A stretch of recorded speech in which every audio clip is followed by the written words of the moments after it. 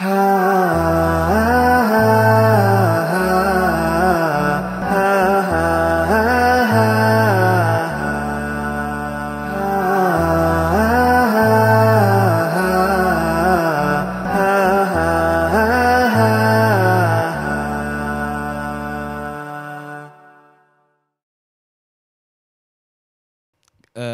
kita cerita normalnya laki-laki, ya pasti ada rasa marah dan cemburu gitu biasanya nih Pak Ustadz. Iya. Dan terkadang hal itu timbulnya itu karena mungkin ada beberapa faktor yang tidak dipenuhi oleh sang suami. Misalkan mungkin di antaranya masalah nafkah. Nafkahnya ini mungkin karena sang suami adalah seorang yang sibuk, Iya. atau juga mungkin lain sebagainya, tidak sanggup melayani sang istri, sehingga istrinya pun mungkin ada tipe istri yang agak lumayan over. Jadi butuh lebih banyak mungkin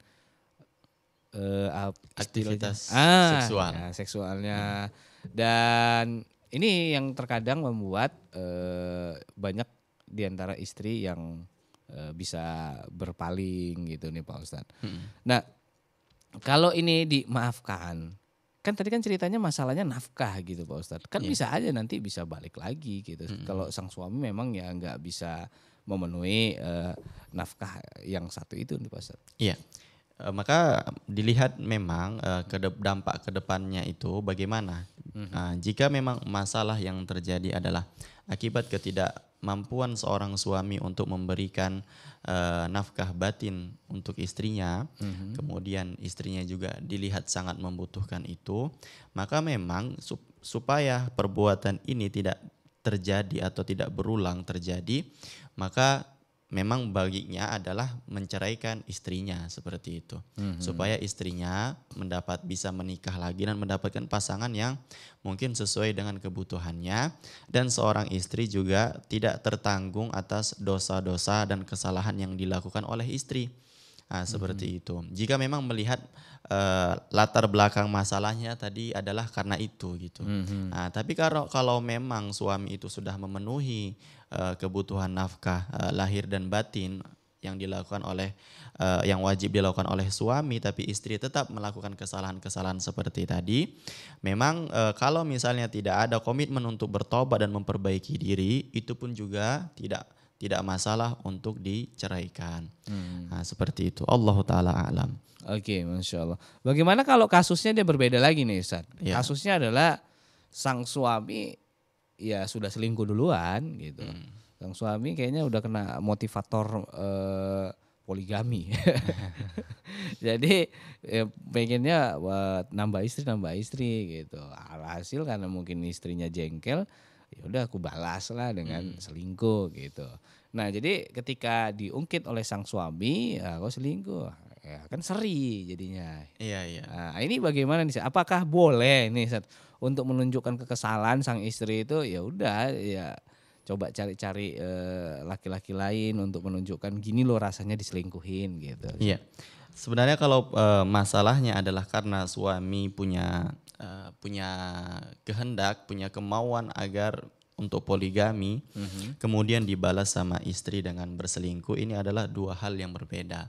Dia istilahnya mungkin kias ma'al farik ya, keinginan suami dibalas dengan keinginan istri. Kenapa? Karena poligami itu halal, ya, itu dibolehkan oleh syariat dan diatur, dan selingkuh itu tidak halal, bahkan itu haram. Jadi ini tidak bisa dijadikan sebagai satu standar ataupun tolak ukur untuk seorang istri boleh berselingkuh atau memiliki pasangan lebih dari satu. Karena memang di dalam syariat laki-laki itu dibolehkan atau diizinkan menikah sebanyak 4 istri. Adapun istri hanya boleh memiliki satu suami, seperti itu. Ini tidak bisa dibenarkan. Nah, kemudian dalam hal ini juga kita tidak boleh berfokus hanya pada satu atau dua orang pasangan, yaitu suami dan istri. Hendaknya kita juga mengetahui bahwasanya bagi orang pihak ketiga, baik dia sebagai perempuan ataupun sebagai laki-laki. Ada hadis yang disebutkan oleh Abu Hurairah radhiyallahu anhu qala Rasul sallallahu alaihi wasallam laisa minna man khabbaba imra'atan ala zawjiha au abdan ala sayyidihi. Bukanlah bagian dari kami, kata Rasul sallallahu alaihi wasallam, bukan bagian dari umat Rasul sallallahu alaihi wasallam orang yang menipu seorang perempuan atas suaminya atau seorang budak atas tuannya. Nah, ini menjadi peringatan sebenarnya bagi orang yang mungkin dia berusaha mendekati wanita lain yang dia udah memiliki suami. Ya, atau mendekati laki-laki lain yang dia sudah memiliki istri. Ya, wanita yang berusaha agar perempuan atau laki-laki, orang yang berusaha agar suami istri rumah tangga ini cerai. Ini diancam oleh Allah Subhanahu wa taala, dia bukan bagian dari umatnya. Ya, termasuk tadi mengkompori, misalnya menghasut, ya, atau membanding-bandingkan antara dirinya dengan suaminya supaya apa? Istri tadi diceraikan. Seperti itu.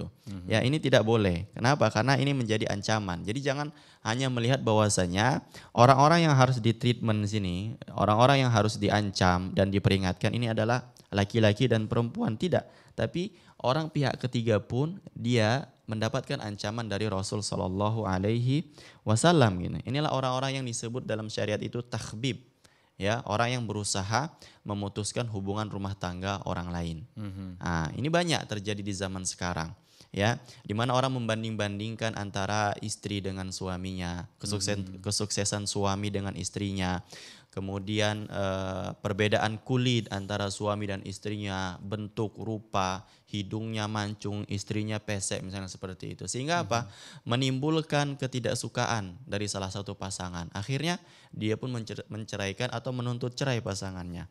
Nah, ini tidak boleh, ya, karena ini diancam oleh Rasul Shallallahu Alaihi Wasallam. Dia tidak termasuk menjadi umatnya. Kemudian apalagi di dalam hadis Abu Hurairah radhiyallahu anhu, Nabi Shallallahu Alaihi Wasallam bersabda, "Qal la tas'alil mar'atu talaqa ukhtiha litakfi'a ma fi ina'iha." Dari Abu Hurairah radhiyallahu anhu, Rasul Shallallahu Alaihi Wasallam bersabda, janganlah seorang perempuan meminta perceraian saudaranya untuk membalik atau agar tumpah isi nampannya. Artinya dia meminta seseorang itu melakukan perceraian agar dia nanti yang menjadi salah satu pasangannya, misalnya seperti itu. Agar seorang wanita itu melupakan jasa-jasa suaminya, apa yang telah diperlakukan oleh suaminya kepadanya. Jangan seperti itu. Ya, jadi berangkat dari hal-hal yang ringan mungkin seperti itu. Ya, bahkan motivasi agar suaminya nikah lagi seperti itu. Ya. Sehingga menyebabkan nanti salah satunya harus dia cerai. Kita khawatirkan ini bagian dari takhbib. Tapi kalau misalnya dengan cara-cara yang baik, cara-cara yang lurus, cara-cara yang syar'i, maka ini tidak masalah. Dan tidak boleh seorang wanita membalas perbuatan itu dengan perselingkuhan. Karena ini dua hal yang berbeda. Allahu ta'ala alam. Oke, Ustaz, Masya Allah.